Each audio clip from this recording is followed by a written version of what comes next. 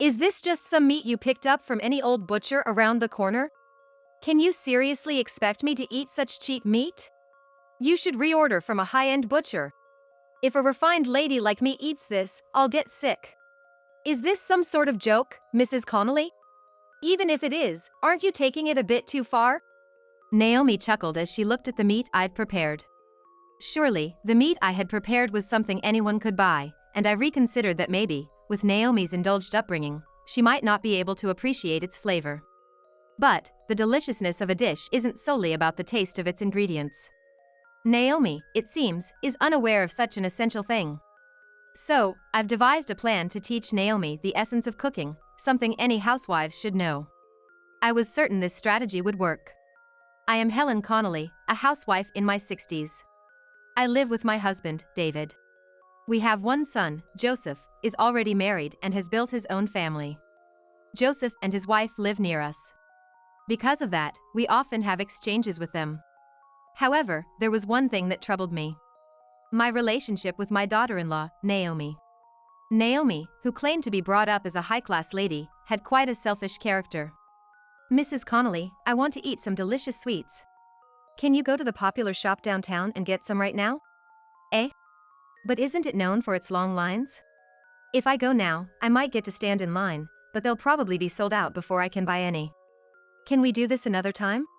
One day, when I was visiting Joseph and Naomi's home, Naomi suddenly blurted out such a selfish request, and I finally said no. At my words, Naomi let out a big sigh and said, "You don't have a right to refuse. Just hurry up and go buy it," and she forcibly kicked me out of the house. Thinking that I shouldn't further upset Naomi and complicate things, although reluctantly, I decided to head to the popular bakery downtown where there was reportedly always a line, at 3 p.m., when the sun was still brightly shining. Sure enough, there was a line in front of the store. I joined the end of the line and waited for my turn. As I gradually moved forward, a feeling of hope sprang up in me that maybe, just maybe, I could buy some. But at the same time, I was feeling exhausted. The weather today was quite good, and it was so warm that it was described as unseasonal weather on the weather forecast. Because of that, the temperature was quite high, and the sun was exceptionally strong. I was starting to feel nauseous and was thinking, I may not be able to do this after all, but since the line was gradually moving forward, I endured. However, just when I thought I could finally buy some, all the pastries were sold out.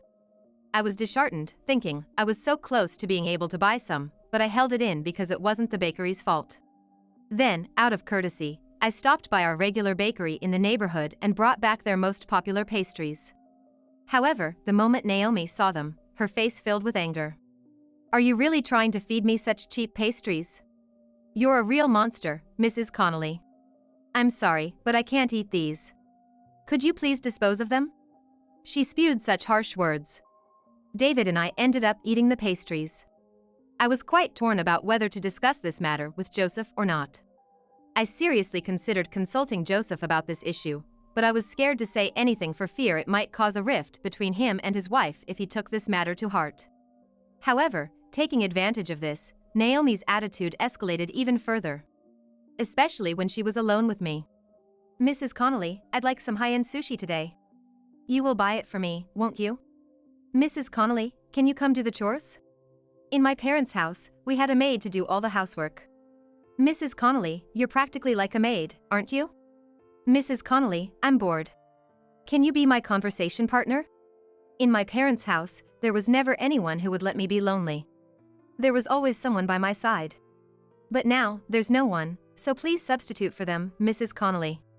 Using her past as a rich lady as an excuse, Naomi piled on her demands. Worse still, Naomi was careful to only make these outrageous demands when David and Joseph were not around. In front of David and Joseph, Naomi was modest and quiet, playing the part of a good wife. So much so, that David would say things like, "Joseph sure has a great wife. He's a lucky man." And Joseph himself would say, "I'm glad I married Naomi. And cared deeply for her." But Naomi's nasty behavior only surfaced when she was in front of me. There was no bad blood between David and me, and I could have consulted him about my relationship with Naomi, but I was scared he might not believe me. So, I kept Naomi's rude behavior to myself, did not consult with David or Joseph, and just bore it alone. No matter how painful it was. If you tell your husband or Joseph about this, I will make you regret it deeply. I can even pull some strings with my father's power, you know? So, don't resist needlessly. Naomi threatened me like this. I don't know the specifics of what power Naomi's father holds, but if it's true, it's scary. The problems I couldn't discuss with anyone kept growing and gnawing at my heart. Still, I couldn't muster the courage to ask for help. Then one day, my son and Naomi decided to come over to our house. It was Joseph who suggested that we have family dinners occasionally to strengthen our bond. I was initially very supportive of Joseph's idea. That is, until I knew the real Naomi. Now that I knew Naomi's true nature, I'll be honest, I was not looking forward to these dinners. I decided to buy some meat from a local butcher shop and make steaks, hoping it would put Naomi in a good mood. I wanted them to eat it fresh off the grill, so I decided to cook it after they arrived. So I seasoned the meat and waited for them to arrive. Mom, Dad, good to see you today. Before long, they arrived at the house. In front of Joseph and David, Naomi was acting rather reserved and, with a smile, she said, "I'm looking forward to your cooking, Mrs. Connolly." When I told my son and Naomi, "I'm making steak today, so please enjoy," Naomi replied, "Cooking all by yourself must be quite the chore, let me help you," and made her way to the kitchen. Initially, I thought everyone was stepping into the kitchen. However, as soon as Naomi saw the meat on the counter, she screamed, "What is this?" "Let me guess, you bought this from a common butcher shop, didn't you? How could I eat such cheap meat? Order it from a luxury butcher shop. If a lady like me were to eat something like this, I'd get sick. Mrs. Connolly, is this some kind of joke? It's a bit too much even for a joke, don't you think?" Naomi said this, pointing at the meat. Her voice was so loud that it brought David and Joseph into the kitchen. "What's going on?" they exclaimed. "Mrs. Connolly was going to feed me this cheap meat. This is unbelievable. Does she have no sense of common decency? I can't eat this." Naomi vented her complaints to Joseph, who had just arrived. The two of them were taken aback by Naomi's sudden change, possibly because she always acts quite demure in front of Joseph. "It looks like perfectly good meat, doesn't it? What are you talking about? This thing is like dog food. I come from a high-class family, you should have got the meat from a premium butcher." Naomi protested. It's one thing for her not to like it, but this was excessive. Besides, Naomi didn't understand something crucial. The enjoyment of a meal isn't solely about the flavor of the ingredients. With just one method of cooking, the ingredients can be transformed. It's probably my role to teach her that. Feeling this way, I set up a certain plan. All right. I apologize for preparing such cheap meat. I'll get some from the luxury butcher shop. Could you wait a little while? Upon hearing this, Naomi seemed satisfied, nodding her head and saying, "You should have done this from the start." When I asked her about the luxury butcher shop she often uses, it turned out to be quite pricey. It was a painful expense, but there's no other choice. I called them up and fortunately, they had just received a new shipment and could prepare some right away, so I decided to go pick it up. It might take some time, so feel free to head back home for a while. It could be a nice change of pace. What? That's too much trouble. Naomi was displeased with my suggestion, but Joseph intervened and said, "Come on. You don't have to go home, but how about a walk?" With that, Naomi reluctantly agreed, "If you say so, Joseph." The couple then left the house. "Do you have some sort of plan?" asked David as the couple left. Of course, I wasn't doing this without a plan. I wouldn't let things go according to Naomi's wishes. Of course, just leave it to me. At my words, David seemed to relax and smile. This is all a setup for my revenge. Naomi has to pay for what she's done. I've been put down and treated horribly by her time and time again. This was absolutely unforgivable. I couldn't rest until I took my revenge on Naomi, completely and thoroughly. I was even ready to do whatever it took. I was serious. I wondered what Naomi's face would look like when it was all over. Just imagining it made my heart pound. But I calmed myself down. The drama of my revenge had just begun, it was too soon to celebrate. After receiving and cooking the meat from the butcher's shop, David and his wife had just returned home. Looking at the packaging from the butcher's shop on the kitchen counter, Naomi nodded in approval and even had the audacity to tease me, "You should have done this from the start." Always complicating things, that's your special skill, isn't it, Mrs. Connolly? The old me would have reacted to every word and been hurt. But now, on the verge of my revenge, I felt no mental pain. I'm sorry to keep you waiting. Please, enjoy. With that, I set 4 steaks on the table. Naomi didn't even bother to say grace and immediately started eating her steak. As soon as she took a bite, she held her cheek and said, "This taste is irresistible. This is the same taste as the butcher I've been going to since I was a child. The feeling of the meat melting in my mouth, exactly." She seemed quite pleased. As I exchanged glances with David, he gave a troubled smile. I'm glad you like it. I put my all into making it, so please eat a lot. As I said that, Naomi made a sour face. The steak is delicious because of the high-quality meat, not because of your cooking skills, Mrs. Connolly. Don't get too full of yourself, okay, she pointed out. I was delighted that she'd easily taken the bait I'd set, and I couldn't help wanting to reveal my trick. I said with a bright smile. But that meat is from the cheap shop in the local market that I prepared at first. I'm glad you're enjoying it so much. At my words, Naomi widened her eyes in surprise. Then, as if it were impossible, she rebelled against me. There's no way cheap meat could taste this good. Stop lying to me just because you don't like me, Mrs. Connolly. This taste is definitely that of high-quality meat. Oh, it's no lie. I did buy high-quality meat, but that's only for our family. The meat that you, Naomi, who isn't even a family member, are eating is definitely from the local market. When Naomi looked at David as if seeking confirmation, he nodded, yeah, it's true. I was watching all along. The meat you're eating, Naomi, is the cheap stuff you disparaged at first. Presumably not thinking that David would lie too, Naomi's face turned bright red as soon as she heard that. That's impossible. After all, cheap meat is just cheap meat. It's strange for it to taste so good. Naomi, becoming almost hysterical, wailed like that. Certainly, if an average person cooked cheap meat, it wouldn't result in a high-quality steak. But I had a secret weapon. I actually worked in a high-end restaurant before I retired. At my sudden revelation, Naomi shrieked, "What?" Ignoring Naomi's surprise, I continued. Listen up, the deliciousness of a dish is certainly influenced by the taste of the ingredients, but what matters most is the right preparation of those ingredients. Even if it's inexpensive, you can still make it taste as good as a high-end dish. That's what I learned during my working years. That's why I couldn't ever forgive you, Naomi, for dismissing it just because it was cheap meat. At my words, Naomi muttered, "No way, and that's impossible," and then pleaded, "That's a lie. You never worked in a high-end restaurant, did you, Mrs. Connolly? Tell me it's a lie." Naomi cast a desperate glance at Joseph. Until now, Naomi, who had been behaving maturely, changed dramatically, and Joseph, who had been somewhat dazed, came back to himself and said, "No, it's not a lie. I often went to Mom's workplace when I was young, and I got to eat delicious food there." His words served as the best proof that my words were true, and Naomi slumped down, muttering, "No way." This is what happens when you measure people by your own selfish standards. If only she had taken a proper look at who I am from the beginning, and treated me with the right amount of respect, none of this would have happened. I couldn't help but chuckle at the sheer naivety of Naomi. But the revenge play isn't over yet. I still have the main dish to serve. Now that it has come to this, I must thoroughly defeat Naomi. Thinking this, I opened my mouth again.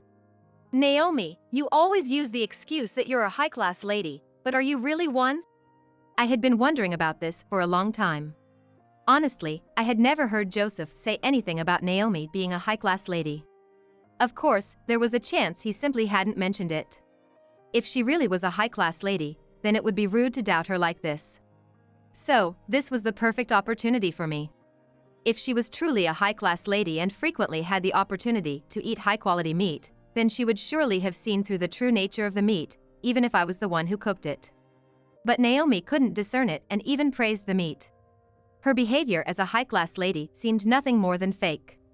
If she really wasn't a high-class lady, then she had been telling me a terrible lie. As I stared at Naomi, she averted her eyes in discomfort. She seemed to not want to answer my question. Wait, Naomi a rich girl? No way, Naomi is just from an ordinary family. There's no way she could have married me if she was truly a rich girl. We're from an average household. Even if Naomi didn't answer, Joseph told us the truth. Upon hearing Joseph's words, I nodded in agreement, thinking I knew it. Hey, Joseph! Let's not discuss this now. At Joseph's words, Naomi became flustered, trying to stop him, but it was too late.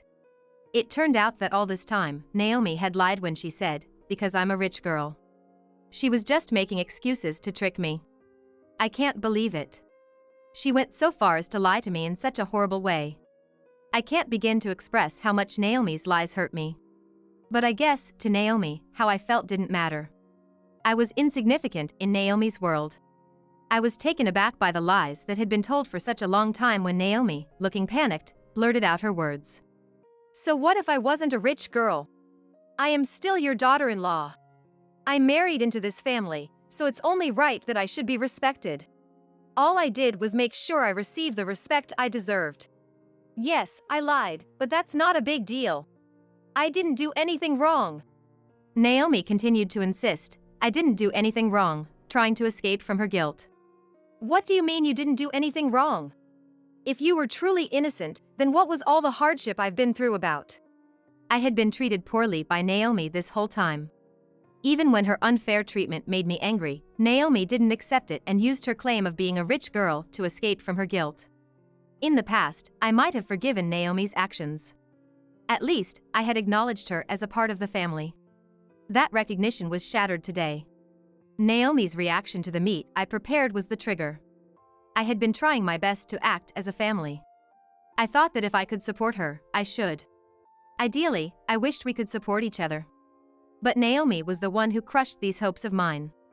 I wanted to bond as a family, I wanted to hold hands and live together, but Naomi never made any such efforts, and so my dream as a family was crushed.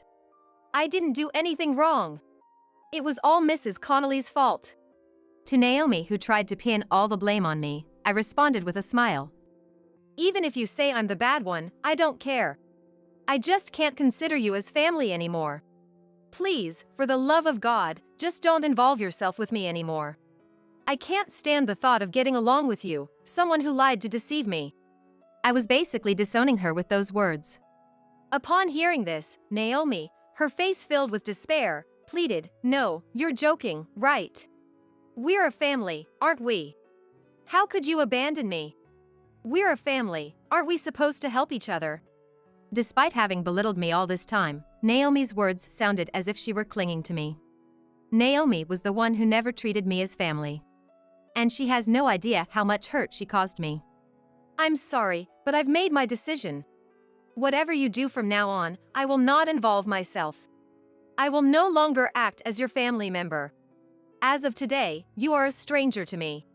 So, I will no longer grant any of your whims. When I made my stand, Naomi fell silent, dejected. Joseph took Naomi and went back to their house. I've suffered for a long time. Now, all of it has disappeared cleanly, and I'm feeling so refreshed. Afterward, my son and his wife decided to divorce. Apparently, Joseph was furious at Naomi for all the things she had done to me, and their days were filled with endless arguments. Naomi didn't want to divorce, but Joseph's will was unshakable, and the divorce was finalized in mediation. Now, she seems to be living at her parents' house and working like a horse to pay her bills. Joseph occasionally receives messages from her begging to get back together, but he seems to be ignoring all of them. I never knew she was such a person. I really lost out marrying her. Joseph had this to say about Naomi. Indeed, I too felt that getting entangled with such a woman was a disaster. Ever since then, we've been spending very peaceful days. When they divorced, they moved out of the house they had been living in, and Joseph moved in with us, and now we are a family of 3. Whenever I serve my cooking, both Joseph and David are very happy and eagerly dig in. It doesn't matter if the ingredients are expensive or cheap. They appreciate my cooking skills. Being praised for the meals I prepare for my family is my greatest pride. I am sure I will continue to serve my beloved family with my cooking. Until the day my body no longer moves, I want to cherish this ability.